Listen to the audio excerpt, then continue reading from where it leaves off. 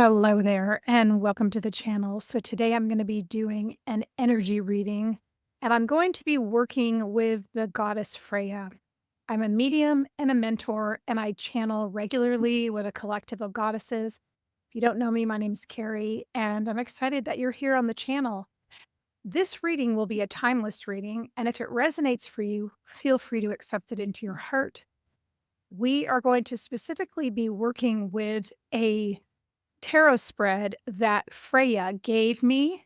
And so she's very strong in her effort to want to connect with those of you that are really wanting to work on yourself. And she's talking about strengthening yourself. So be prepared. Her energy is coming in very strong. And throughout this reading, I'm going to talk to you a little bit about channeling these goddesses and really respecting them completely and coming through in a way, if this is something that interests you, that we can definitely talk about here. So feel free to comment. And if you enjoy it, I'd love for you to like and subscribe. So when I connected with Freya's energy this morning over this reading, I wasn't actually sure which of the goddesses that I work with in the collective that I work with closely, who would be coming forth. But Freya really stepped forward, and I'm a medium, so I can feel the goddess's presence when they step forward to me. And also I communicate with them so I can tell who wants to come forth and who wants to support.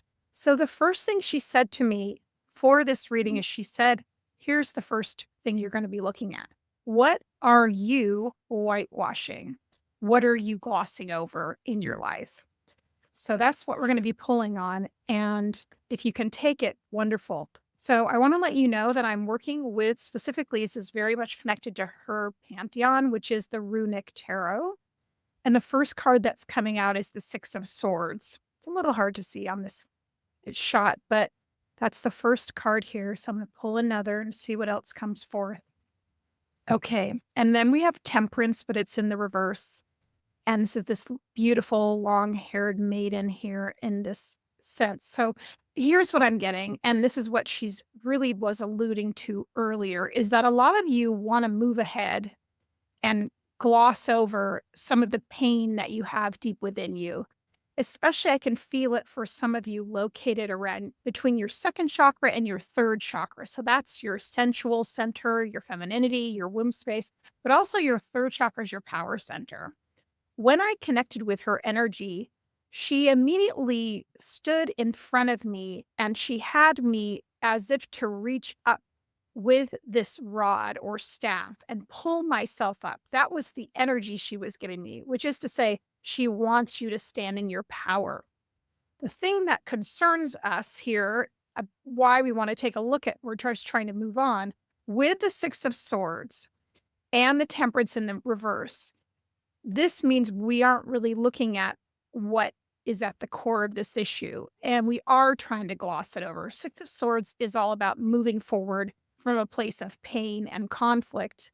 And a Temperance card, when it's normally in the upright, it would show that you've done the work. It would show that you've healed things and you've dug deeply into your shadow and cleared out what needed to be worked on. But with the Temperance card in reverse, it's telling us that you may not be looking quite clearly enough and you want to rush ahead. What Freya is saying is that she wants you not to brush it off. She feels as though this is an important time for you to dig in deep and understand your pain and your triggers, because when you understand your pain and your triggers, then you heal yourself and you become empowered. So don't rush ahead.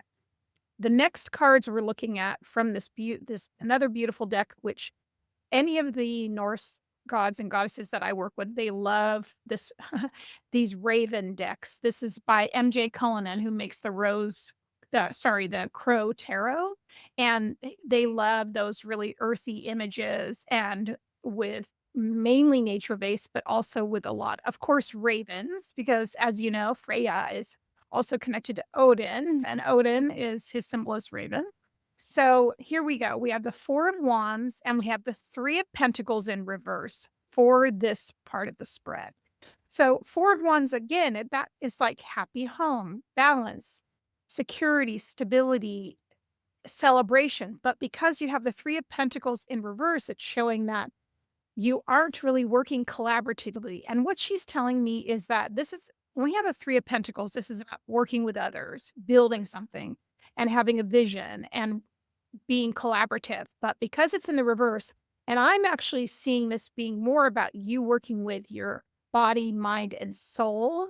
And because it's in the reverse, it means that you're not paying attention to all parts of yourself. So there's definitely something here that needs to be explored. Let's continue. We are also the next card again. This is a hot seat reading. This is not meaning to be glossed over. This is what are you avoiding? And I feel like this is very much connected to the glossing over. So we're going to take a look and see what she is referencing, and we're going to go straight in. Okay, we have this card coming right out. Okay, we have interested. Okay. Four of Wands. Again, that's the second time with the other deck. Knight of Pentacles reverse, which is very much a stuck energy. This feels to me like it's relationship based, and that you're sitting either on a relationship dynamic that isn't for your highest good, that is, I'm hearing stuck in the mud. It feels limiting. It feels secure and stable, but it also feels like you are really not growing, and that there is definitely something holding you back. This looks to me like fear, maybe even some anger, but it's turned inward. And there's also, I'm hearing that you taking a step out and doing something based on your intuition or your spirituality, and you're dialoguing in your mind and saying it's nonsense and that it's ridiculous. Why would you do that? So you're literally cutting off your own intuition and your own higher self and your spirituality, and you're minimizing it. So I would say you're avoiding based because of this critical thinking mind that is very judgmental towards things that would be considered growth related. And so you really want to take a look and see, how is this affecting me? How am I limiting myself? And how is this actually trying to keep me safe and in a box? And that's really what Freya is saying, is that this is based on limitation and fear. The next part of the spread, we are going to ask this question: how can you get back in alignment? She laid it out very clearly. I have one of my most powerful divination tools here. I have my crystal ball here, magnifying her energy. And when I connect with the goddesses, they usually come to me on my left side, so I can really feel her lasering in and trying to get you as clear as possible, if this makes sense. Also, let me know in the comments if you have worked with Freya before. You know, working with goddesses is a very personal thing, and I completely appreciate that. And we talk a lot about that on this channel. And I also have a membership called Goddess Rising. So we talk more extensively about working with these goddesses and their history, the pantheons they come from, and things of that nature. So just let you know. Let's continue. So how can you get back in alignment? Well, right away, we're coming with cards in reversal. And we have here the Five of Cups in reversal, which actually is pretty positive.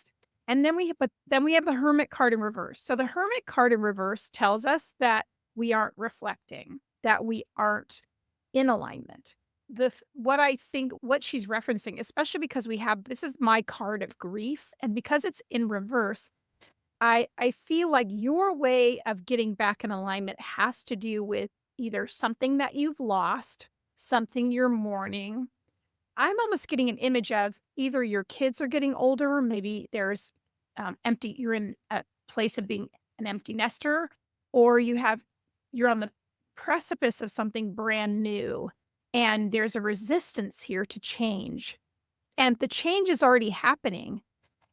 And the other thing is, when you have the Five of Cups in reverse, it is showing slightly there is a process we need to go through when we're mourning things in our life so that we can move on. Moving on to the Six of Cups, which is a little bit more balanced and has health in it, especially when it comes to your family and things of that nature. So how to get back in alignment for me really seems like we need to stop and reflect and ask ourselves, is there any part of our experience that we're avoiding in our lives? All right, the next card is going to be how can you refresh yourself? So I'm hoping this really serves as guidance and deep insight and reflection.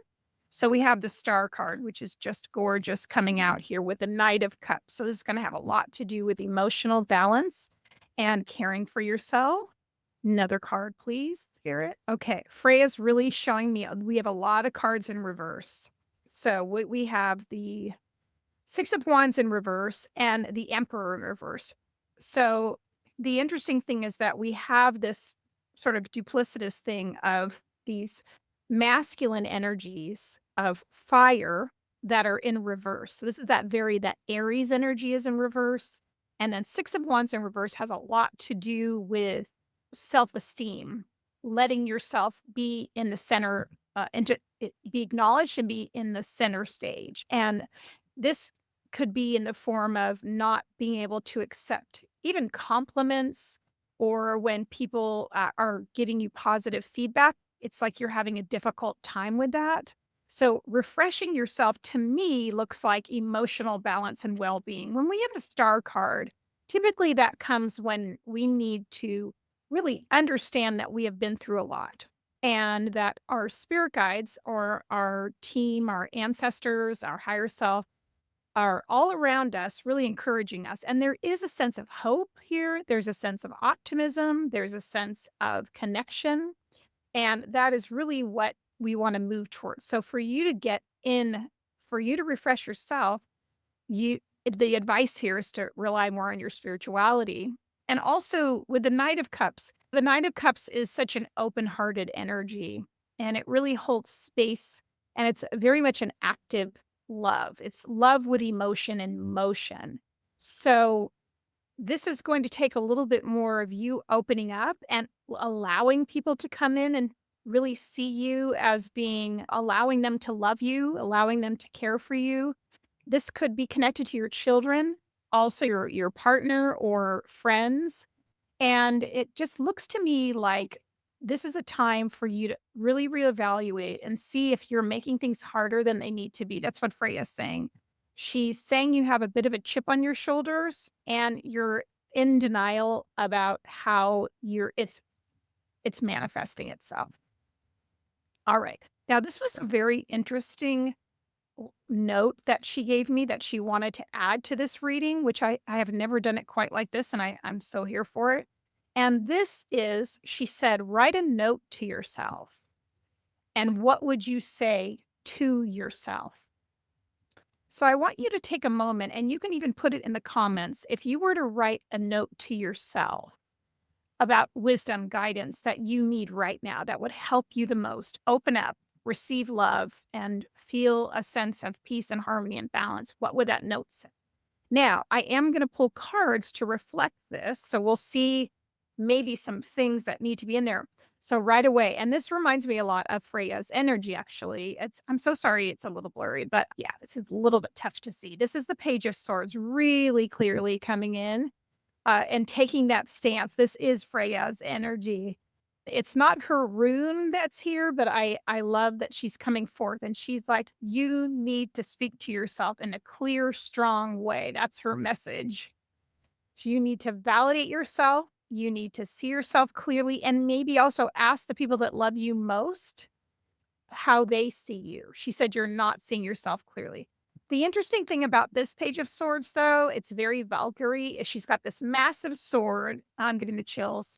She's standing with her hand on on her hip, and she's looking you square in the face, and she's saying, "You need to accept yourself." So if you write that note, ooh, that gives me the chills. Thank you so much for that, Freya. She's stoked. Excited. Wonderful. So exciting to explore that. All right. So now we're going to move on to really the final message here, which is she wanted me to pull runes, which I'm going to do that. And I'm also going to pull one of these gorgeous Woodland Wardens oracle cards. She also loves these. Again, very nature based and animal based. Freya loves animals. All right. Let me go ahead and pull the animal oracle first and just see what she wants us to say. This makes me feel emotional. So headed in the right direction. Oh, beautiful. I pulled two. Okay, so we have this beautiful card that says the chipmunk and the laurel, which means success. Let me tell you something. The laurel, you know, came out here earlier for me when I was thinking about this reading. And if you know throughout tarot, you need to look this up. The laurel is seen all throughout the tarot. It's seen in the Ace of Wands around the sword, or sorry, Ace of Swords around the sword. It's seen in the Six of Wands around the wreath around the head. It is seen in the World card. You could just go throughout and see what the laurel is. The laurel is a sign of victory. It's a sign of success and winning. And I love that we have this sweet little innocent chipmunk with the laurel, which is to say, the beauty and the innocence of this animal. It's so small and sweet, but at the same time, this is about you accepting yourself just as you are, without having to be larger than life, without having to go the extra mile for all of these other people. That just being in your own skin is enough, is what she's saying. The other thing I want to say, and this came out in reverse, so I'm going to honor that. We have the lizard and the pitcher plant, and we have stagnation, but it was in reverse.